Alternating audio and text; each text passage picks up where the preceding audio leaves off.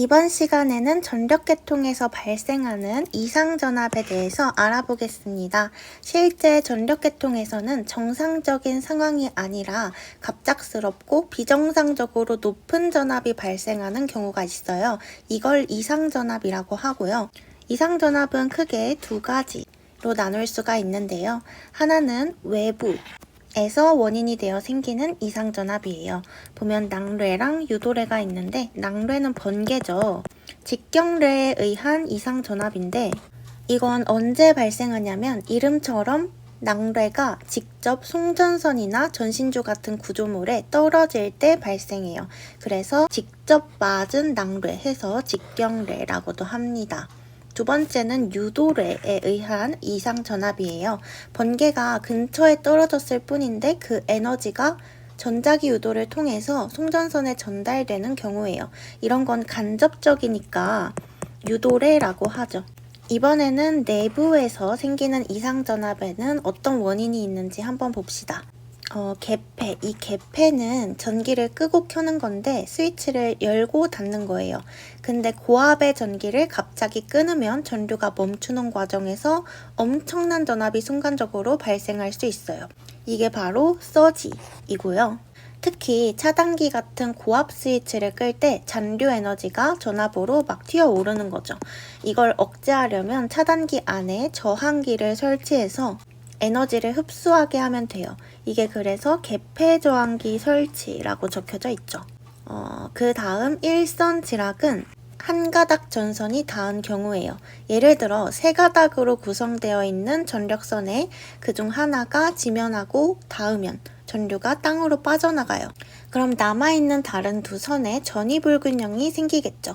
결과적으로 멀쩡한 선, 건전상의 전압이 비정상적으로 높아지는 현상이 나타납니다. 그래서 억제 방법은 중성점 접지.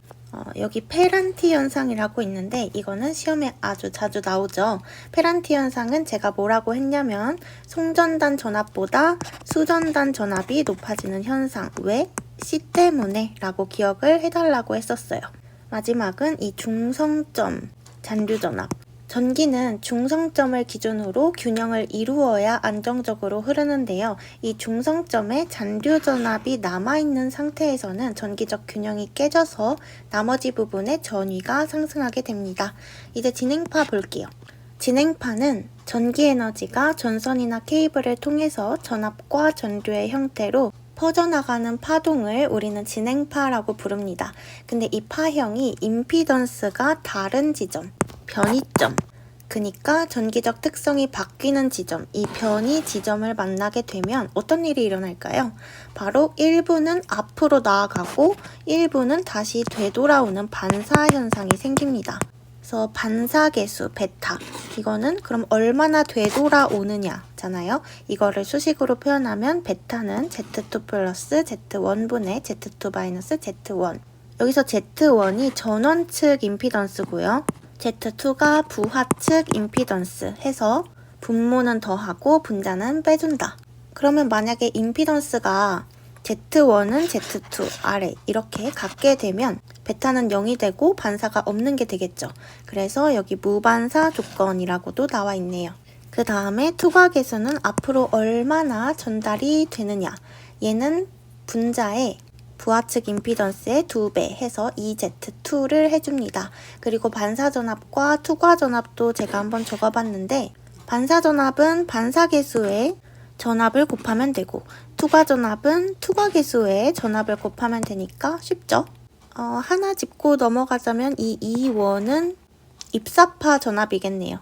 이상전압 방지 대책 봅시다. 가공지선을 먼저 보면 가공지선은 송전탑이 이렇게 있다고 치면 송전탑 위쪽에 설치된 거, 이게 가공지선이에요. 송전선로보다 이렇게 더 높은 곳에 달려있어서 낭뢰를 대신 맞아주는 역할을 하고요. 그리고 번개가 근처에 떨어졌을 때 생기는 유도전압도 줄여주고요.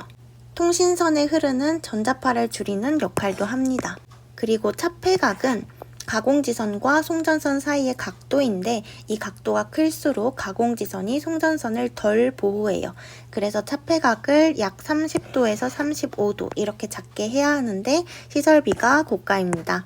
그다음 매설지선을 말하기 전에 섬락과 역섬락을 잠깐 말씀을 드리자면 번개가 송전선에 직접 떨어졌을 때 그 전압이 너무 커서 여기 어디 이렇게 그림에 애자가 있을 건데 이 애자를 타고 불꽃이 철탑으로 튀는 현상이 바로 섬락이고 역섬락은 번개가 철탑 쪽으로 떨어졌을 때 철탑의 접지 저항이 너무 크면 전압이 잘 빠져나가지 못하고 오히려 그 높은 전위가 애자를 타고 송전선 쪽으로 이렇게 역으로 방전되는 현상이에요. 그러니까 역섬락 같은 경우에는 여기 역섬락은 철탑, 애자, 송전선 이런 느낌으로 역으로 불꽃이 튀는 거죠.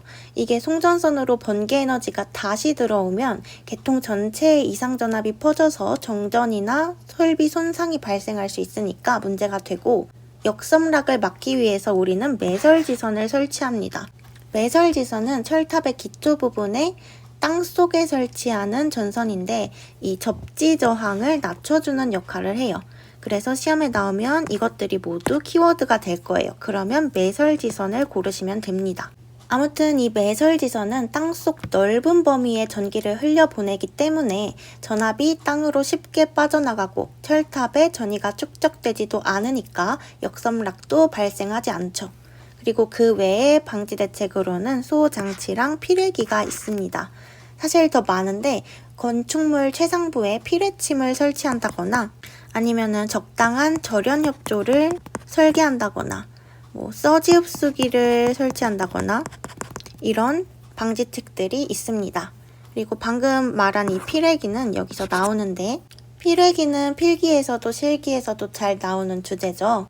이상전압이 갑자기 침입했을 때 그 전압을 땅으로 안전하게 방전시켜주는 장치예요.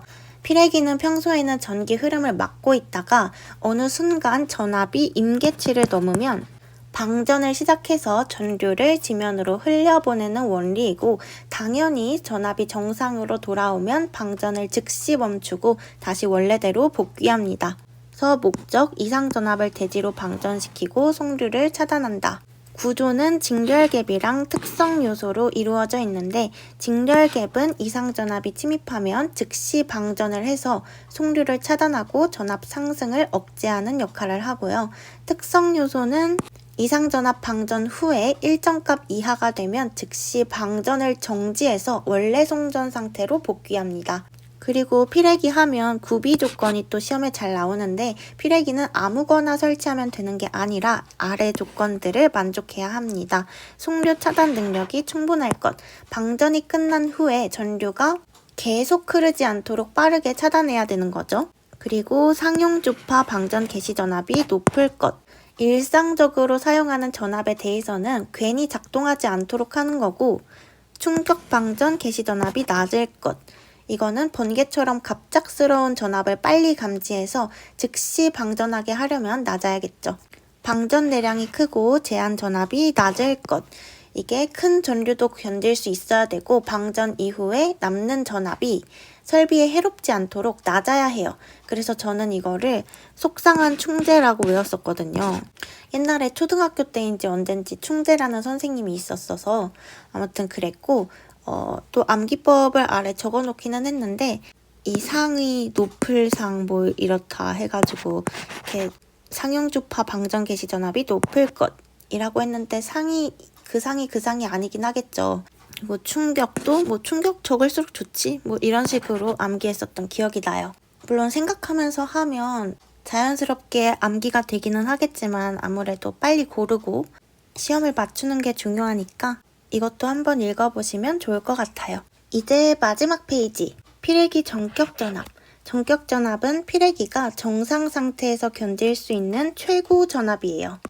이 정도 전압까지는 내가 참을 수 있어 라는 피뢰기의 한계치를 말하고요. 가끔 문제에는 송류를 차단할 수 있는 최고 어쩌고 이렇게 나오는데 송류를 차단한다, 최고 이런 거 나오면 전격전압을 고르시면 됩니다. 공식은 그냥 다 곱하면 되고 이 알파가 접지계수 보통 1.1에서 1.3 여유도가 1.15 보통 이렇게 됩니다. 제한전압은 이상전압이 들어왔을 때 피뢰기가 방전으로 전압을 낮춘 후에도 남아있는 전압이죠. 여기 키워드도 제가 표시를 해놨는데 필래기 동작 중 단자전압의 파고값 또는 충격파 전류가 흐르고 있을 때 필래기 단자전압 이런 식으로 나온다면 제한전압을 골라주시면 됩니다. 기준 충격 절연 강도 BIL이라고 나와 있는데 설비가 견딜 수 있는 충격 전압의 표준값을 말합니다. 그래서 절연 여유도 순서는 애자, 차단기, 변압기, 필래기인데 저는 애차 변피라고 외웠고요. 애차! 하고 재치기를 했더니 변에서 피가 나왔다. 뭐 이렇게 순서를 암기했습니다. 그리고 BIL 공식이 있는데 바로 5 곱하기 2 플러스 50 단위는 킬로볼트 해가지고 이 2는 최저전압이고요.